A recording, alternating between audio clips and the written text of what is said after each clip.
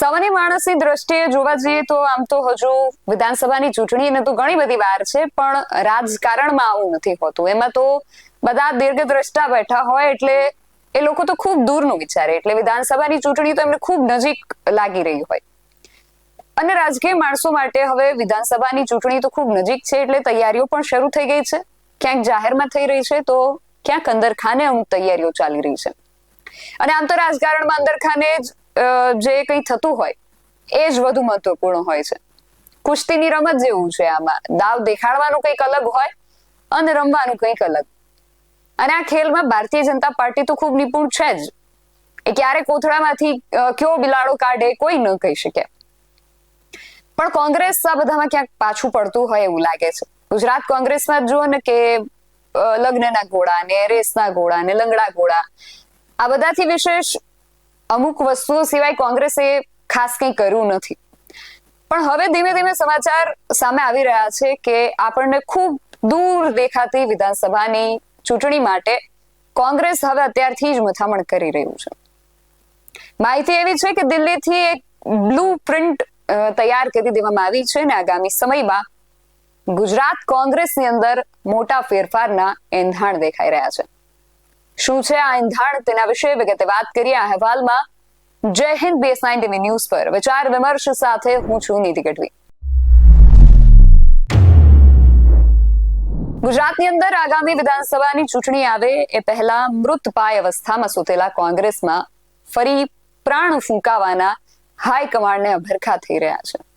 કહેવાય રહ્યું છે કે દિલ્હીમાં ગુજરાત કોંગ્રેસને પુનઃજીવિત કરવા માટે એક નવી બ્લુ પ્રિન્ટ તૈયાર કરવામાં આવી છે. હાઈકમાન્ડે તો પૂરજોશમાં તૈયારીઓ શરૂ કરી દીધી છે અને આયોજનો પણ શરૂ થઈ ચૂક્યા છે. કોંગ્રેસના આ મિશન ગુજરાત માટે પાર્ટી હવે ઇલેક્શન મોડના કારણે ફૂલ એક્શન મોડમાં આવી ગઈ છે. અત્યારે તો ભારત આખામાં ભારતની જ સૌથી જૂની પાર્ટી માત્ર 4-5 રાજ્યોમાં જ સત્તા ધરાવે છે. કર્ણાટક, તેલંગાણા, હિમાચલ પ્રદેશ અને કેરળમાં કોંગ્રેસનું શાસન છે અને ઝારખંડમાં ગઠબંધન છે. એટલે આ જે 4-5 રાજ્યો છે એને બાદ કરતા કોંગ્રેસ સત્તા મેળવવા માટે એડી ચોટીનું જોર લગાવી રહી છે. અને કોંગ્રેસના જે રેસના ઘોડા છે એમને મેળીને હવે જવાબદારીઓ સોંપાઈ રહી છે. કર્ણાટક અને તેલંગાણામાં કોંગ્રેસને જેમણે ભવ્ય વિજય અપાવ્યો એ માસ્ટર માઇન્ડ અને પ્રખ્યાત ઇલેક્શન સ્ટ્રેટેજિસ્ટ સુનિલ કાનુગોલેને હવે ગુજરાત કોંગ્રેસની મહત્વની જવાબદારી સોંપવામાં આવી છે. કહી શકાય કે એમની એન્ટ્રીથી પાર્ટીમાં નવો પ્રાણ ફૂંકાઈ શકે છે અને પ્રદેશના સંગઠનાત્મક માળખામાં પણ મોટો ફેરફાર આવી શકે છે. ચૂંટણીમાં મજબૂત પકડ બનાવવાના ભાગરૂપે ટૂંક જ સમયની અંદર જે સમગ્ર પ્રદેશ માળખું છે એને પણ નવો આપવામાં આવશે. અને એટલું જ નહીં, લગભગ 50 જેટલા એવા લોકો છે જેને સંભવિત ઉમેદવાર કહી શકાય. એટલે કે બધાને એ બધા જે લોકો છે જેને સંભવિત ઉમેદવાર આપણે કહી શકીએ એ બધાને એક ચોક્કસ રોડ મેપ આપીને એમને અત્યારથી જ ગ્રાઉન્ડ લેવલ પર સક્રિય થઈ જવાનું અને એમને સક્રિય કરી દેવાનું પ્લાનિંગ ચાલી રહ્યું છે. હાઈકમાન્ડનું લક્ષ્ય ચૂંટણી જીતવાનું છે અને આ લક્ષ્ય સાથે ગુજરાત પ્રદેશ કોંગ્રેસના માળખાને નવો ઓપ આપવામાં આવશે.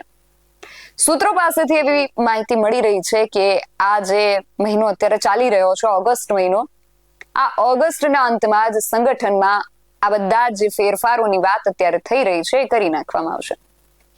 કાર્યકારી અધ્યક્ષ હોય કે પછી કોઈ મોરચો હોય, એ બધાના અધ્યક્ષ પદે એવા લોકોને પસંદ કરવામાં આવશે જે નવા હોય અને ખાસ કરીને સક્રિય હોય. કારણ કે અત્યારે કોંગ્રેસની સામે જો સૌથી મોટો કોઈ પડકાર હોય તો એ નિષ્ક્રિયતા છે. પછી એ કોઈ પણ સ્તર હોય, અમુક ગણ્યા ગાંઠિયા કોંગ્રેસીઓ સિવાય કોઈ સક્રિય નથી અને કાં પછી એમની સક્રિયતા દેખાતી નથી. માત્ર હોદ્દા ભોગવતા અને નિષ્ક્રિય પડેલા નેતાઓને આ વખતે હવે પડતા મૂકીને પક્ષને વફાદાર હોય અને જમીન સાથે જોડાયેલા હોય એવા સંનિષ્ઠ કાર્યકરોને સંગઠનમાં તક આપવાની વાત થઈ રહી છે. અને જો કે આ બધી જે વાતો થઈ રહી છે, આ બધી વાતોમાં પણ કોઈ નવાઈ નથી. જ્યારે પણ કોઈ પણ ફેરબદલ કે કોઈ પણ પરિવર્તનની વાતો થતી હોય ત્યારે નવા ને ફ્રેશ ને સક્રિય ને વફાદાર ને આવા બધા લોકોને પસંદ કરવાની વાત થતી હોય. પણ ઘણીવાર થાય છે એવું કે આવા લોકો ક્યારેક અમુક વખત એવું થાય કે માત્ર આરંભે જ શુરા સાબિત થાય, પછી પાછળ કંઈ જ થતું નથી. જો કે આ વખતે કોંગ્રેસ હવે છેલ્લી ઘડીએ ટિકિટ વેચવાની એની જે જૂની ભૂલ છે એને ફરીથી કરવા નથી માંગતી. અને એટલે જ કદાચ દિલ્હીથી જે સંકેતો મળી રહ્યા છે મુજબ કહી શકાય કે 2017ની કે 2022ની ચૂંટણીઓમાં જે પ્રદર્શન થયું હતું એના આધારે જે પણ મજબૂત ચહેરાઓ છે એમને સંભવિત ઉમેદવારો ગણીને એમને ચૂંટણીની તૈયારીઓમાં લાગી જવાનું કહેવામાં આવશે, પણ ખાનગી રીતે. આ લોકોને એક ચોક્કસ રોડમેપ આપવામાં આવશે અને એ રોડમેપના આધારે તેમણે તૈયારી કરવાની રહેશે ને હાઈકમાન્ડ એ લોકો કેવું કામ કરી રહ્યા છે એના પર સતત નજર રાખશે. પણ આ બધી જે વાતો થઈ રહી છે આ વાતોમાં જોવા જેવી અને ચર્ચવા જેવી એક વાત એ પણ છે કે સ્થાનિક સ્વરાજ્યની ચૂંટણીને 3 મહિનાથી વધુ સમય વીતી ગયો છે, છતાં અમદાવાદ સહિતની કેટલી મહાનગરપાલિકાઓ એવી છે જ્યાં કોંગ્રેસ હજુ વિપક્ષના નેતા પણ નક્કી નથી કરી શકી.